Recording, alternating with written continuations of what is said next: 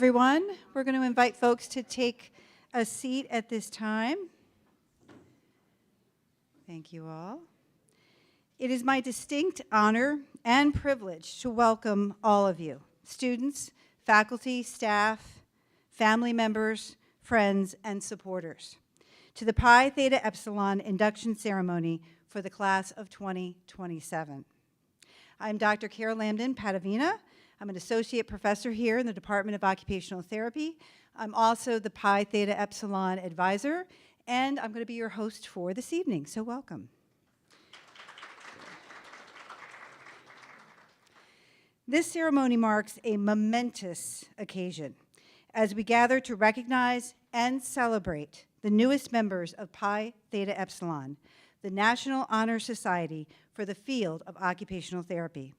Our chapter, Alpha Psi, holds a distinguished history of more than 3 decades of academic excellence, scholarship, and leadership within the profession.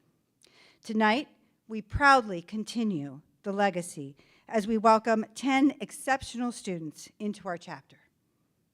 It is both a joy and a privilege to serve as your host for this meaningful occasion, and at this time, I am pleased to invite Professor Jessica Walton to the podium.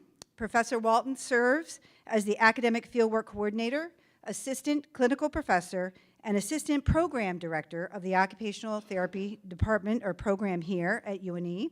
So please join me, Professor Walton.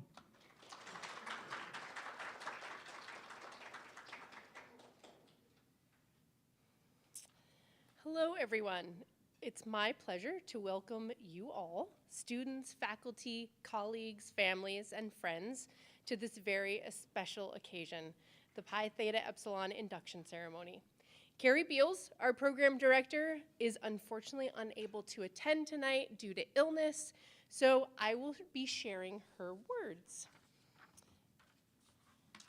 Today, we gather to celebrate not only academic excellence, but also the dedication, perseverance, and passion that each of our inductees has demonstrated through their journey in occupational therapy. Pi Theta Epsilon is a recognition of leadership, scholarship, and a commitment to advancing our profession through research and service. To our inductees, you have earned this moment through hard work, resilience, and a deep commitment to learning and growth. You are joining a community of scholars who strive to elevate occupational therapy and make meaningful contributions to the lives of others. We are incredibly proud of you. To the families and loved ones here today, thank you for the support, encouragement, and care you've provided along the way. Your presence here is a testament to the shared journey behind each student's success. To our faculty and colleagues, thank you for your mentorship, guidance, and unwavering support to our students. Your dedication continues to shape the future of our profession. As we begin this ceremony, let us take a moment to reflect on the values of Pi Theta Epsilon represents, including excellence, integrity, and service, and celebrate the bright future ahead for each of our inductees. Thank you, and congratulations to our inductees.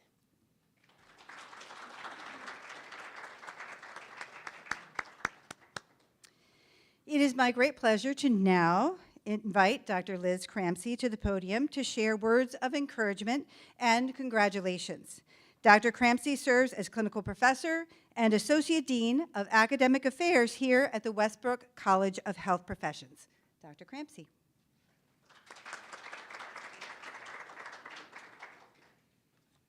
Good afternoon, everyone. As Dr. Lambden-Padavina mentioned, I'm Liz Cramsey, and I am here both as an occupational therapist and a member of faculty, as well as representing the WCHP Dean's Office. And it truly is my pleasure to be here tonight at the Pi Theta Epsilon induction ceremony.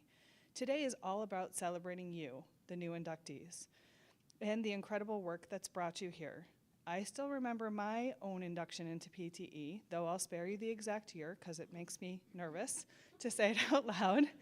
What I do recall is a sense of pride and responsibility that came with joining this group of people and this community committed to excellence in occupational therapy. That feeling never really leaves you, and I hope you experience it today and continue to embrace it for the future. Your membership in PTE is more than an academic honor or just a line on your future resume. It represents so much more, including integrity, leadership, and a passion for lifelong learning. These qualities will shape your future as practitioners and advocates for the people and communities that you will serve. As you know, OT school is a team sport. Many of your supporters are here tonight or perhaps watching online, and you've relied on your loved ones and your network of support, and you've built new bonds that will last you a lifetime. I can promise you that, as I'm still in touch with all of my OT colleagues and some of my PTE inductees as well. So I encourage you to move forward with that network that you're building on your journey in OT and your career, and to continue to lean into that network that PTE brings you and your OT journey. PTE offers opportunities for you going forward in scholarship, collaboration, and growth that will enrich your career and expand your impact as an OT practitioner. My advice, if you were to ask it, is to stay curious, say yes to all the opportunities ahead of you, keep building community, and never lose sight of occupation at the heart of what we do. Congratulations to each of you. We're so proud of your accomplishments and excited to see the difference that you will make in our profession and beyond. You have chosen a limitless profession and one that will make a difference in the lives of countless others. Thank you so much for answering that call. You should be so proud of your hard work and dedication. We sure all are of you. Thank you.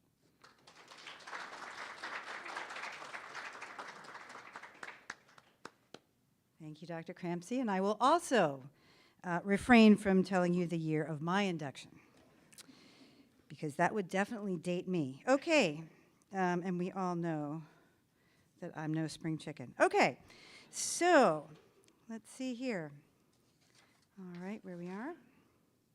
So at this time, it is really my pleasure to introduce the next guest speaker, Professor Emeritus Nancy McCrae, the founder of our Pi Theta Epsilon chapter here at the University of New England. Professor McCrae has made extraordinary contributions to our department, to the university, and to the profession of occupational therapy as a whole. We remain deeply grateful for her lasting impact and her unwavering commitment to advancing the field.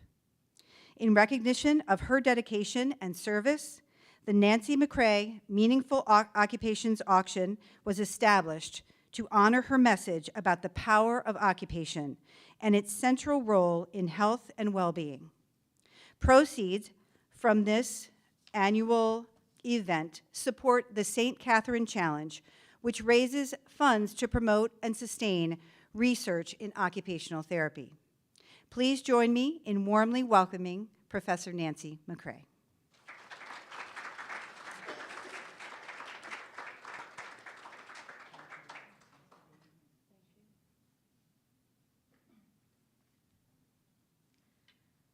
Who is doing the slides? Is it me or is it you, David? Oh, you are, Melissa. Excellent. Because as you know, in past years, I have forgotten to move the slides. I just keep going. I don't mind telling you when I was initiated, because I'm probably the oldest one here. It was 1965, I think. I graduated in 66, so I think it was 65. Long time ago.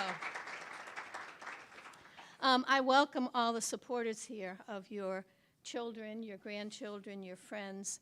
This really is a great accomplishment. And I don't know where the inductees are. Where are they? They're spread out. Well, congratulations to all of you. I hope it means as much to you as it does for me for continuing this effort.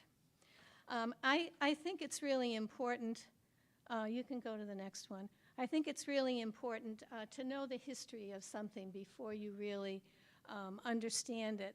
And first of all, it should be, yes, okay. So this is the logo, and you can see a number of things here, and I hope I say this correctly. I usually don't. I literally looked it up today to try to say it correctly. One of the symbols is Asclepius, and he's the god of medicine and healing.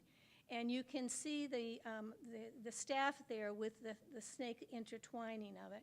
that also is representative of medicine and healing. The hands are a real focus of us in occupational therapy, what the hands can do. So hopefully everybody realizes that. You can do the next slide, Melissa. All right, so I talked about the staff, the hands, and the colors have always been, and that's why you see all these beautiful yellow roses, and you'll see when they get their cords that they're blue and gold. And I think those are really nice colors to represent us. And the yellow roses everybody will get. Here's the historical part. It's just one page, so you don't have to suffer through much of it. PTE was established at the University of New Hampshire, where I went, and at that point, you only could get a bachelor's in occupational therapy. And you can see that that's quite a while ago. In 1987, it was, I think, very proud to join the Association of College Honor Societies. In 1988, AOTF sponsored Pi Theta Epsilon, and that's really the research arm of the American Occupational Therapy Association. So it was very good for us to be under that tent. In 1988 also, the bylaws were amended to include the president to be a voting member of the foundation's board of directors. That emphasized even more our important role in the research. This was Alpha Psi Epsilon was formed in 1994 by me, and it's grown, I think, very well since then. In 2014, I retired, and the new advisor at that point included Dr. Kate Lucas. She was followed by Dr. Jane O'Brien, and now we have Dr. Carol Lambden-Padavina. So you see it continues. All right, next one. Graduate accomplishments. I'm really proud of this, and some of the faculty here may have more information on this, or maybe some of the inductees. But our graduates have had articles in national OT publications, presentations done with faculty at state and national conferences, and we've had a student trustee at the UNE's Board of Trustees. That was quite a while ago. I'd like to see an OT be a student trustee again. Maybe we can work on that. And they've also joined the Emerging Leader Program, which is very important, where young occupational therapists are mentored and helped assume some leadership roles. Now, tonight, we will hit I think it's 382 graduates. Is that including 83? Because you told me it was 10. Okay. And what will they accomplish? Well, I think we will hear from one of a couple years ago graduate what she's doing right now. So we'll have the words from somebody who is a leader right now. Now, is there any other things that I've missed or that faculty could include in terms of what's gone on in the last year? Anything?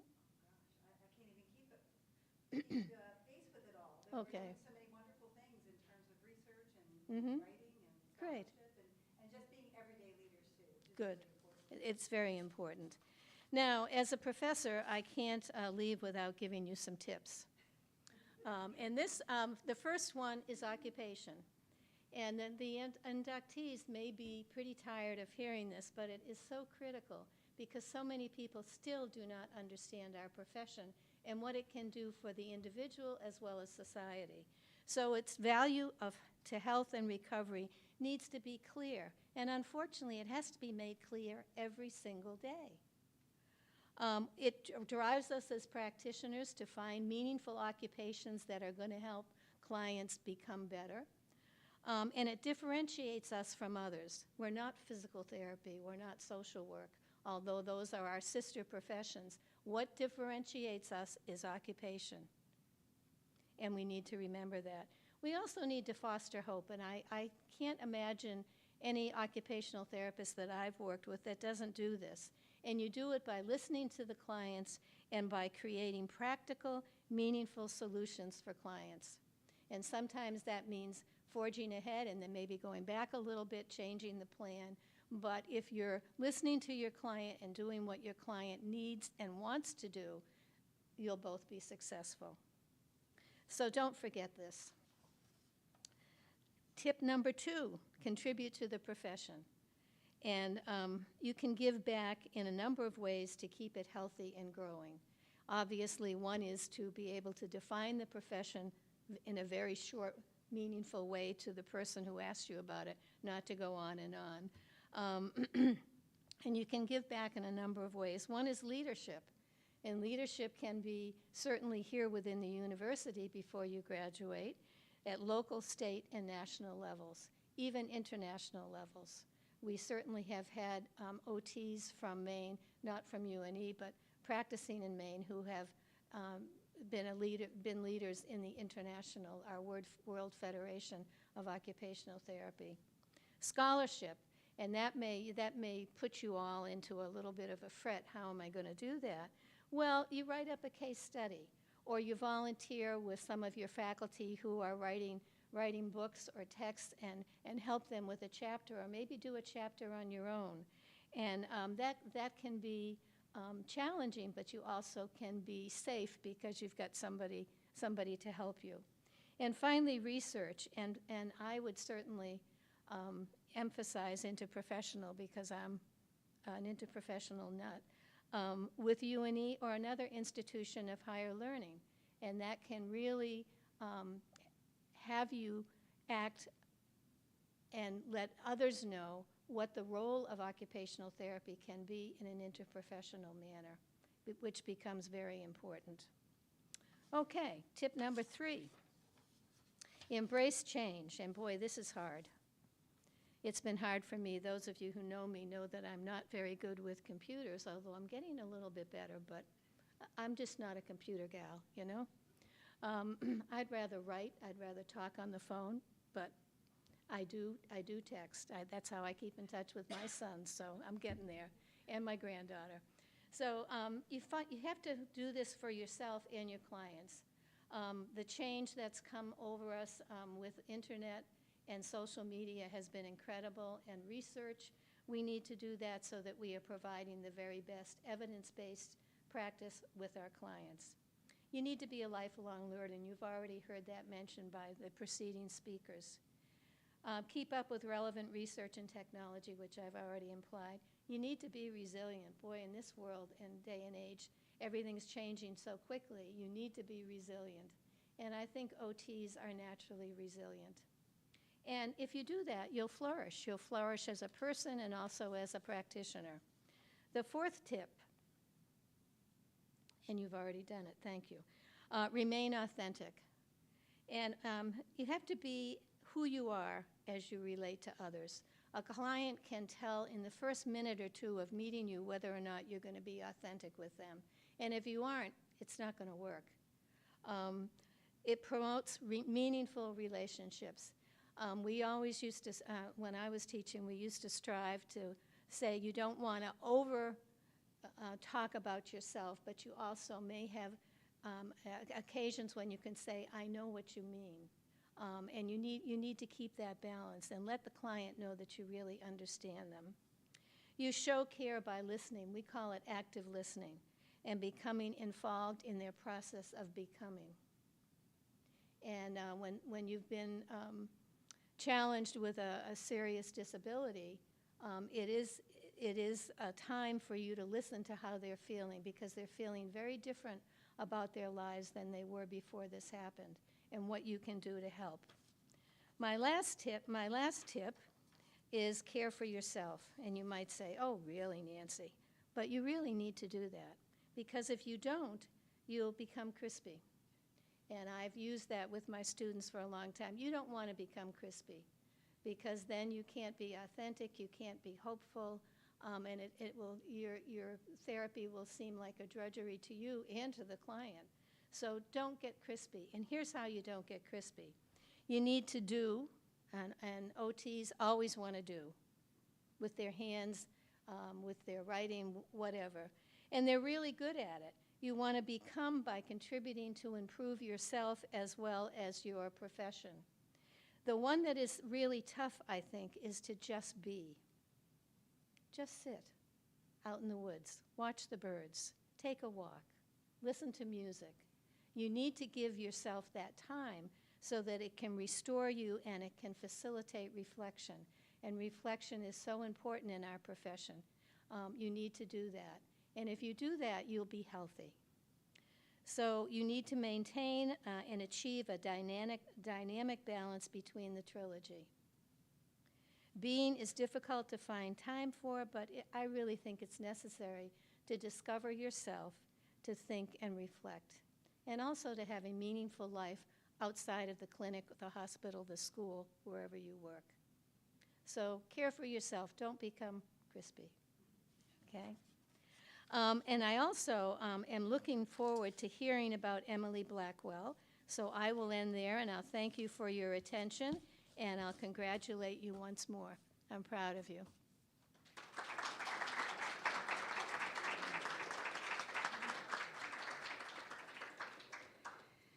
Okay, so at this time, I would like to introduce our featured speaker, Emily Blackwell. Emily is a proud 2024 graduate of the University of New England Master of Science in Occupational Therapy program and alumni of Pi Theta Epsilon.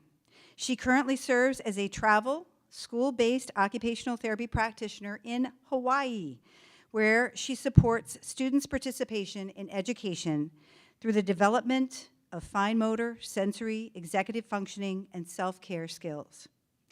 Emily completed her Level 2 fieldwork in Ecuador and at MD Anderson Cancer Center in Houston, Texas, and has since practiced in school settings across the country. Before pursuing occupational therapy, she taught English in France, where she developed a deep appreciation for working with individuals from diverse cultural backgrounds. During her time at UNE, Emily was actively involved in Pi Theta Epsilon, COTAD, and the Healthcare Workforce Diversity Program Leadership Team. Although she is unable to be with us live this evening due to the time difference, Emily has graciously recorded a message to share her congratulations and words of inspiration with all of you.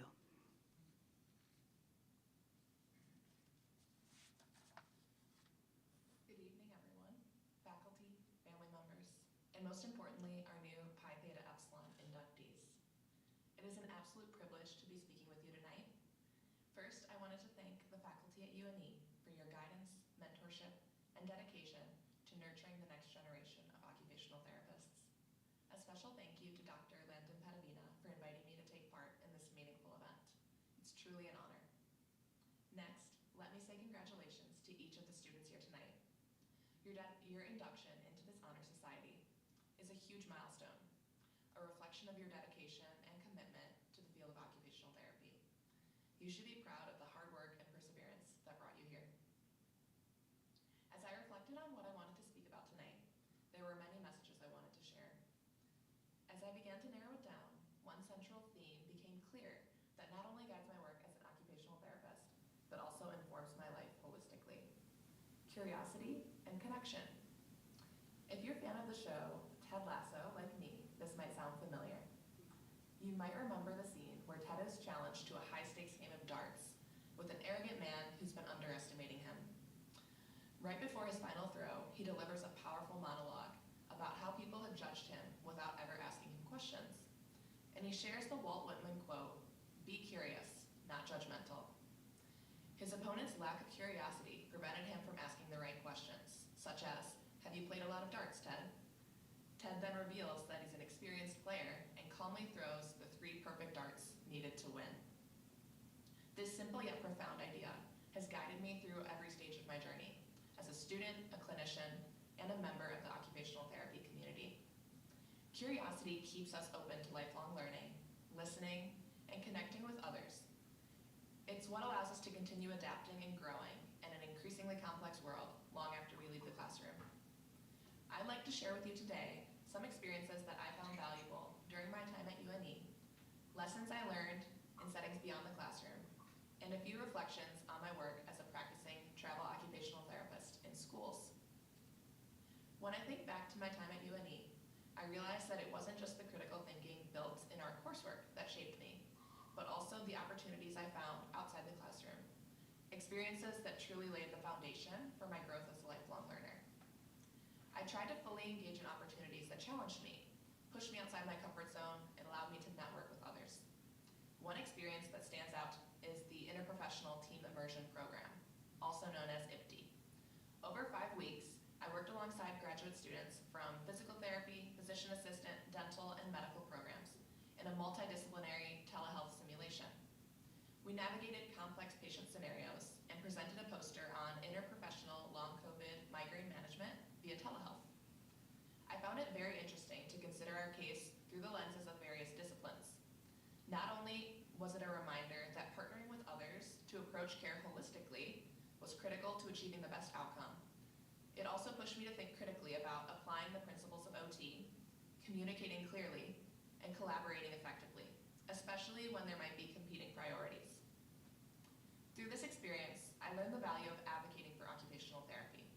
Many healthcare professionals aren't fully aware of our scope of practice, and we have the power to turn that lack of understanding into recognition and advocacy.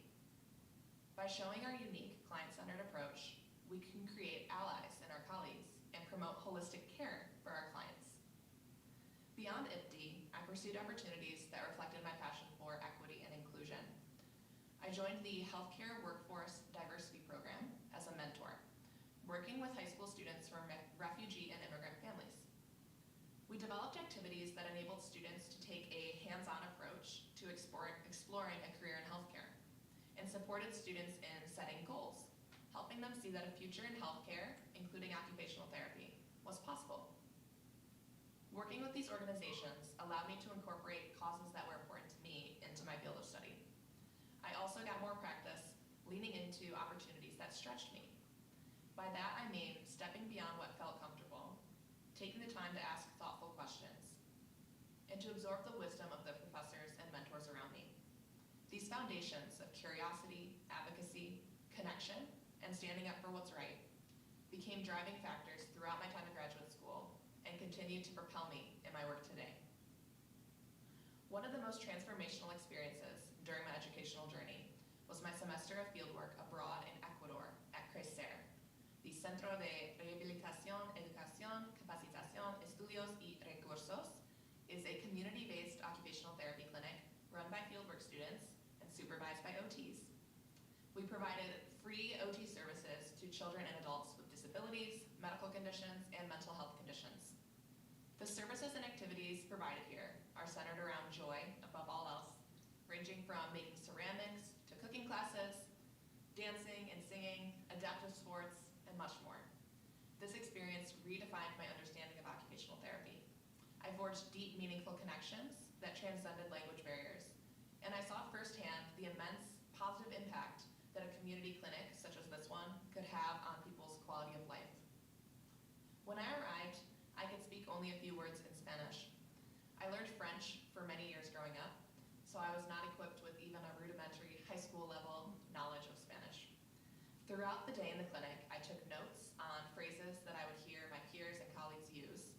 At home in the evening, I would study my notes, practice the vocabulary out loud, and plan not only my interventions for the following day, but also the Spanish vocabulary I would need to lead them and communicate with family members. Beyond just explaining to caregivers the intervention and the purpose behind it, it was also my goal to be able to communicate ways in which they could promote carryover after leaving the clinic. I will admit, this fieldwork was very difficult in the beginning. It was my first level 2 fieldwork rotation, and I was in another language and culture. Everything felt so new and different to me. That being said, challenges can be exciting and fun. By adapting to a stance of curiosity and embracing the moments that were difficult, even simple activities became incredible opportunities to learn about OT, myself, and the world around me. It was humbling and exhilarating all at once. By the end of the rotation, I could communicate effectively, lead individual and group sessions, and feel confident that I was contributing to the positive work of this amazing organization and the people in the community that they serve. One particular interaction I'll never forget was a heartwarming moment at a parent support group event. One client I was working with was a 16-month-old, and I was working with him to make progress on developmental milestones, including rolling over. I used toys with different textures and sounds to motivate him to reach and play in various positions. Over the weeks, I bonded closely with his mother, who would sit in and session, and we would celebrate the small successes together. During the parent support group, she became overwhelmed with gratitude, and she began to cry, sharing with the group of 30+ parents that my work had helped her son progress and that she began to feel hope for his future. This moment brought me to tears. It reminded me why we do this work and the impact that we can make, even across cultures and languages. Beyond the individual level, my experiences in Ecuador also taught me about community engagement and empowerment. The clinic partnered with local chocolate tours so that the adults with disabilities could participate in ceramics that were sold locally, allowing them to contribute to their community and experience pride in their work. I watched the clients light up as they saw the results of their efforts being valued by others. It was a profound example about how OT's power is not just to work on specific skills, but to foster purpose, agency, and inclusion. The experience also taught me the importance of creativity and adaptability. Often clients would arrive to the clinic without an appointment or with unexpected needs. I often had to think on my feet to design meaningful interventions with minimal resources. I learned to research unfamiliar conditions that may not have been as prevalent in the US, to implement evidence-based strategies, and to collaborate closely with both my colleagues and my clients. Every day was trial, error, reflection, and growth. My work at Cressera was transformational because it reminded me that occupational therapy is rooted in curiosity, humility, and connection.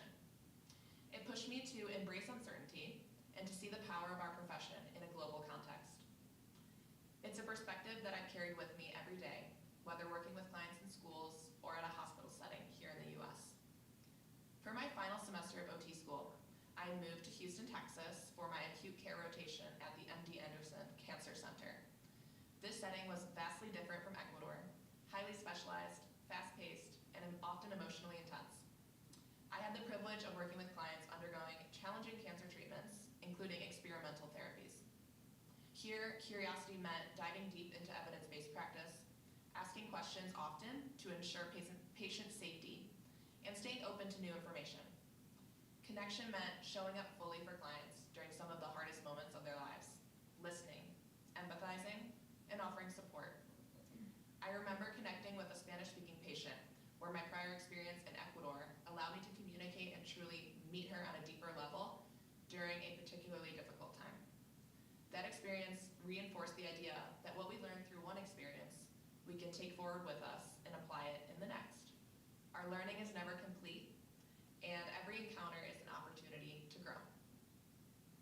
After graduation, I took the leap into pursuing travel occupational therapy, which came with a lot of logistical learning curves.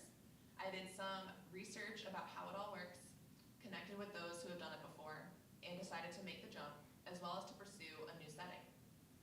My first two positions have been school-based in California and Hawaii, working with elementary, middle, and high school students. I evaluate needs, design interventions, and collaborate with teachers, behavior specialists, speech-language pathologists, and more. Working in this setting has taught me that growth, for both students and therapists, often begins with genuine rapport building.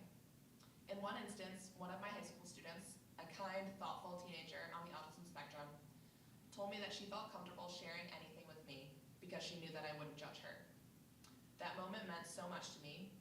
It was a real-life example of that Ted Lasso quote that I love so much: be curious, not judgmental. That's what authentic occupational therapy is about: creating spaces where people feel safe to be themselves, where curiosity replaces assumptions, where we meet people exactly where they are, with empathy and openness.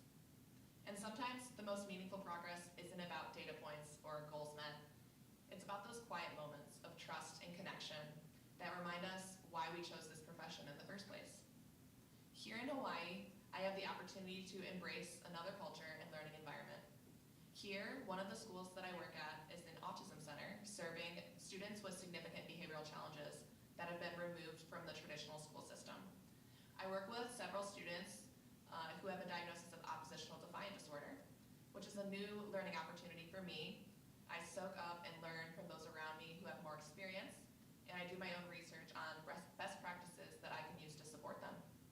I remain adaptable, and I do my research. sessions rarely go as planned, and I lean into using my therapeutic use of self to meet students where they are and to figure out ways to help them engage in occupations. I'm also doing my best to learn phrases in Olelo Hawaii, which is the Hawaiian language, to integrate it into my sessions, emphasizing that meaningful occupation is always connected to context and community. These experiences reinforced another important lesson that I've carried with me since UNE. Taking care of yourself so you can show up fully for others. Engaging in my own occupations, hiking, traveling, surfing, and spending time with friends and family. That helps me maintain my energy, joy, and creativity in my work. So now that I've shared some impactful experiences that have shaped me personally and professionally, I wanted to briefly tell you about an upcoming opportunity that I'm very excited about. This February, I'll have the opportunity to present my research that I conducted with my colleagues from Ecuador at the World Federation of Occupational Therapists Congress in Bangkok, Thailand. Our research explores the relationship between social support and the perceived burden and caregivers of children with disabilities. Our sample were the caregivers at our clinic. This experience represents the culmination of everything that UNE and Pi Theta Epsilon instilled in me. Curiosity, scholarship, and connection. Presenting research alongside practitioners from around the world is an incredible reminder that learning never stops, and that evidence-based practice and leadership are lifelong pursuits. I encourage you to check out this organization and others like it to explore how you can continue to contribute to the field of occupational therapy and engage with others across the profession. So, what are some takeaways? First, trust that you are here and participating in this program for a reason. You have the skills, knowledge, and compassion to make an incredible impact. Let curiosity guide you. Ask questions, explore, and never be afraid to say, I don't know, but I'll find out. Second, embrace connection with your clients, your colleagues, and your communities, and within the OT community itself. These relationships will deepen your learning in ways that complement everything that you've studied and researched. Third, lean into discomfort. Some of the most meaningful growth happens when you're challenged and when you make mistakes, when you take risks in your learning. That discomfort is a signal that you're expanding your capacity to make a difference. And finally, celebrate the little wins. The first time a child succeeds at a goal, the gratitude of a family, or a colleague telling you that your support made a difference. Those moments are what remind us why we do this work. To the new inductees, congratulations again. You're joining a community of scholars, practitioners, and leaders who believe in authentic occupational therapy and the power of evidence-based practice. To your friends and families, thank you for supporting these students on this journey. And to the faculty at UNE, thank you for your mentorship, encouragement, and for challenging each cohort of students to aspire to greatness. Again, a special thank you to Dr. Padavina for inviting me to share my story tonight. It's an honor to return to the place where it all began, albeit virtually, to celebrate all of you who are taking the next steps forward towards impact, advocacy, and lifelong learning. As you move forward, may you continue to welcome curiosity, prioritize deep human connections, and push boundaries, both personally and in your standards of care. I encourage you to reflect on what your guiding pillars are and what you might want them to be. What a privilege it is that we as occupational therapists get to promote and enable a sense of purpose, participation, and possibility in people's lives. Keep up the fantastic work. Congratulations and welcome to Pi Theta Epsilon.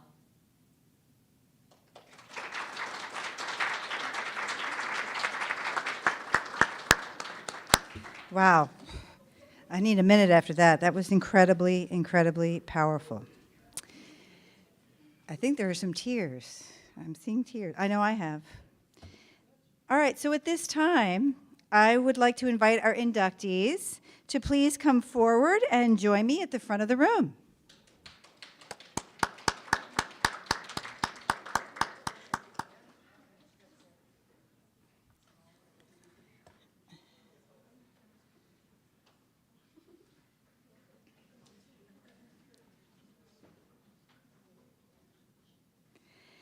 We are also honored to be joined today or this evening by several distinguished Pi Theta Epsilon members from the class of 2026. These students are currently completing their level 2 field work and will be graduating this coming spring.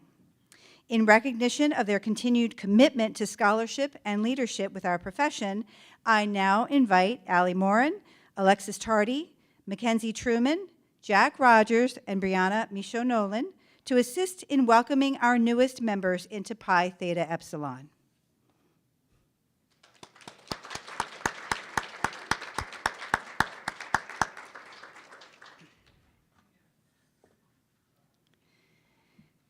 By appearing before us, you have signified your desire to become a member of Pi Theta Epsilon.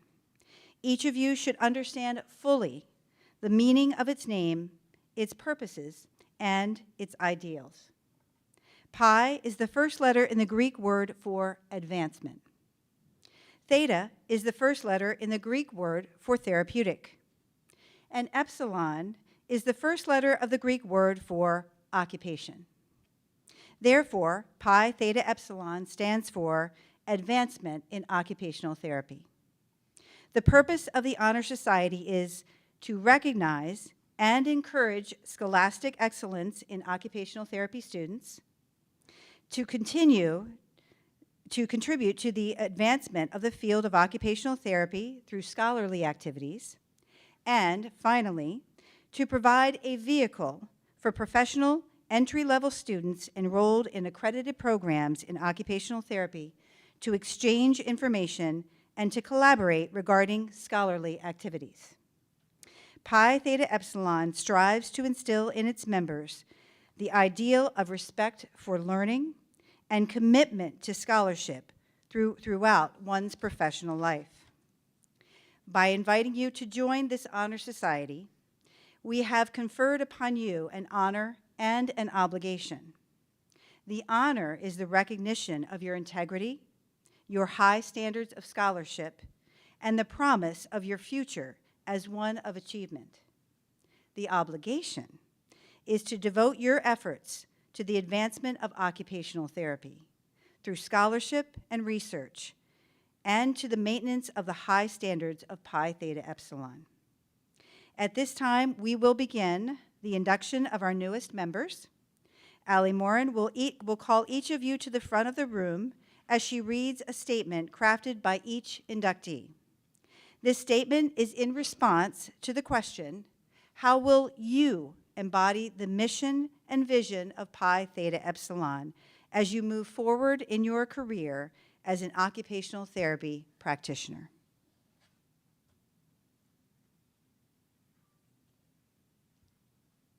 Okay. Our first inductee is Jessica Deshane. Jessie writes, I value curiosity, collaboration, and lifelong learning.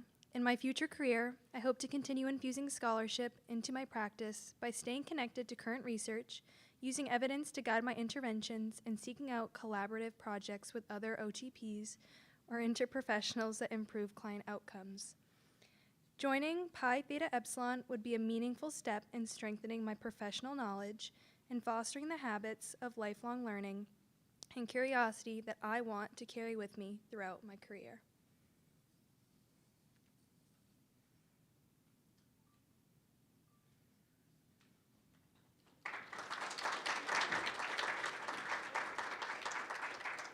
Carson Ford. Carson says, being a learner and a thinker are values I grew up with. That said, these values were never about being the best or getting the highest grades. They were, and continue to be, about being open-minded and appreciating the privilege it is to gain knowledge and think critically about the world around me. A meaningful commitment to learning in and out of the classroom informs our capacity for professional competence throughout our careers as occupational therapists, which, in turn, shapes the care we provide to our patients, the ultimate priority in our professional lives.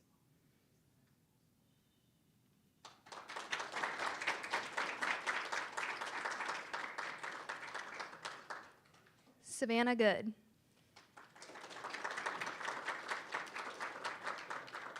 Savannah writes, as a member, I will support a commitment to promoting, understanding, and implementing current research in scholarly practice as an occupational therapy student and a future practitioner to provide quality care, and I am excited to develop community by connecting with other members. PTE membership will help to facilitate interprofessional discussions and support interprofessional discussions regarding best practice in care for clients and increase opportunities to engage with research throughout a career in occupational therapy.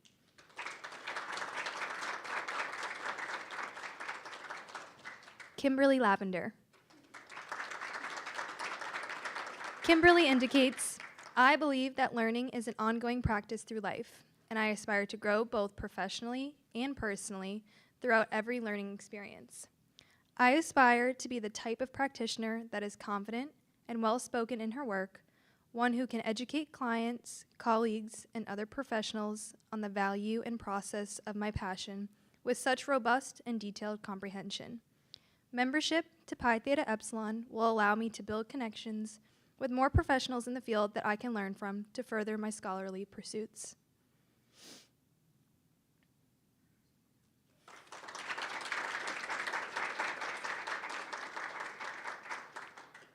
Erin Libby.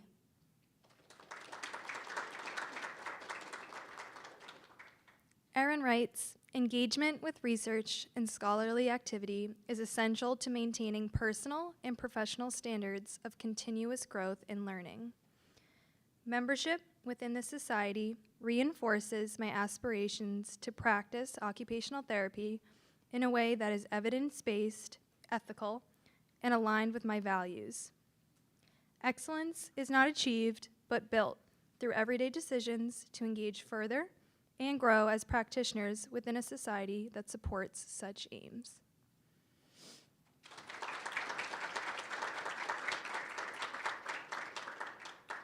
Hannah Loverdi.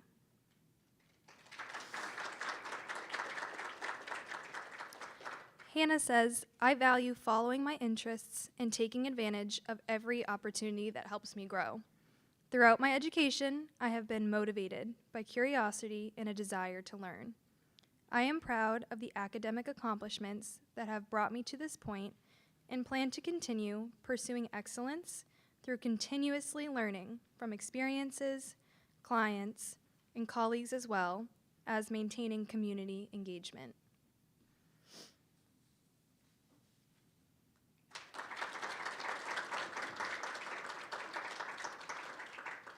Rebecca Rogers.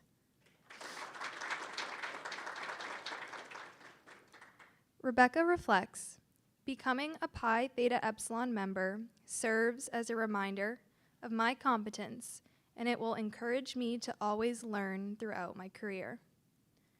In a quote from Dr. Seuss, there is no more than just a seed.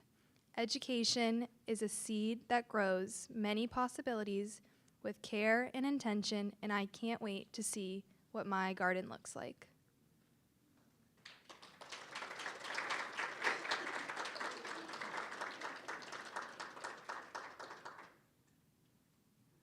Aaron Siegel.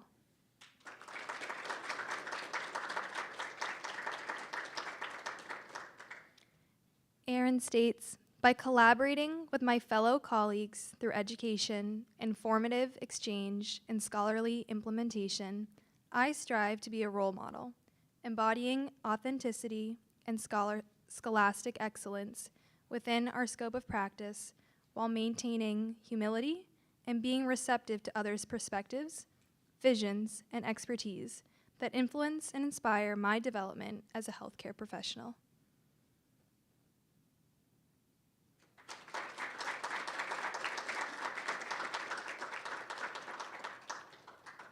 Gina Sheridan.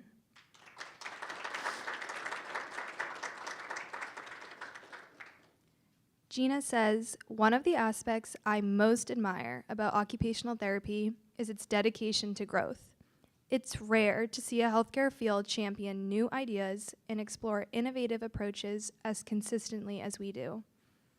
We recognize that best practice may look different for every patient, and we take pride in our commitment to being lifelong learners who continue to share knowledge and learn from one another.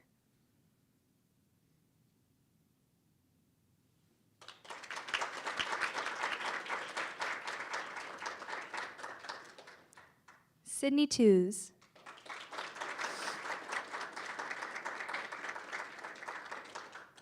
Finally, Sydney writes, I hope to contribute to the field of occupational therapy by advocating for our profession's presence in interprofessional practice settings and by participating in research efforts.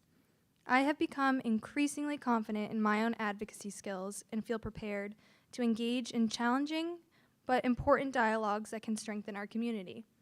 I am eager to help foster meaningful, thought-provoking conversations within our occupational therapy cohort and in interprofessional spaces.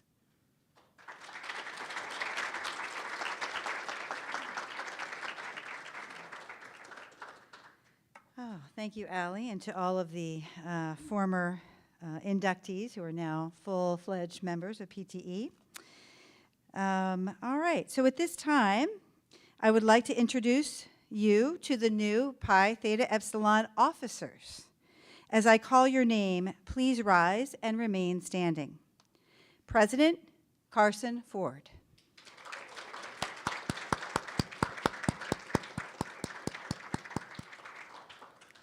Vice President Jesse DeShane.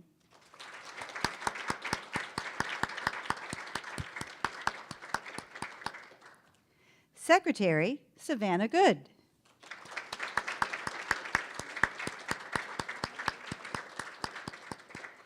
And Treasurer Becca Rogers.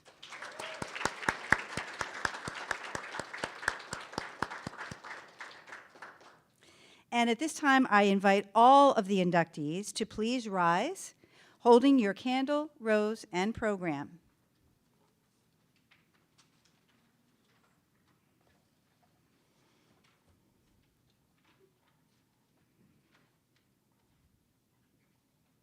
And at this time, if there are any other Pi Theta Epsilon members in the audience, I warmly invite you to stand and join us in reaffirming your commitment to the ideals of this honor society as we recite the Pi Theta Epsilon Pledge, which can be found in your program. Aware of the high calling of the scholar and the great opportunity of service through occupational therapy, I, Carol Lambden Padavina, hereby pledge my efforts to further the purpose and to uphold the ideal of Pi Theta Epsilon and to prove myself a worthy member of this honor society. Thank you, and you may be seated.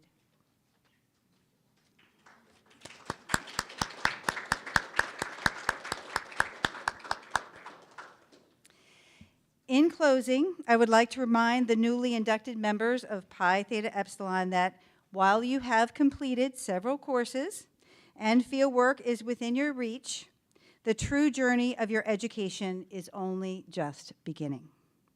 You have repeated the words of the Pi Theta Epsilon Pledge, but these are far more than words. They are a calling to be lifelong learners, to remain curious, to embrace wonder, and to question boldly, especially when the answers are not easily found.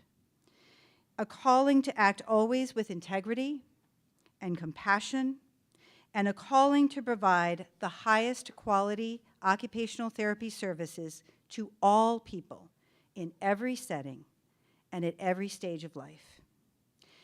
We are deeply grateful to everyone who has joined us this evening, particularly our student supporters, and a special thank you to, where is she, Melissa Walsh, our extraordinary administrative coordinator, whose tireless dedication made this celebration possible. And now we invite all of you to celebrate together, to enjoy dessert, to mingle, to take photographs, and to carry forward the spirit of this evening in joy and fellowship. Thank you all so much for coming.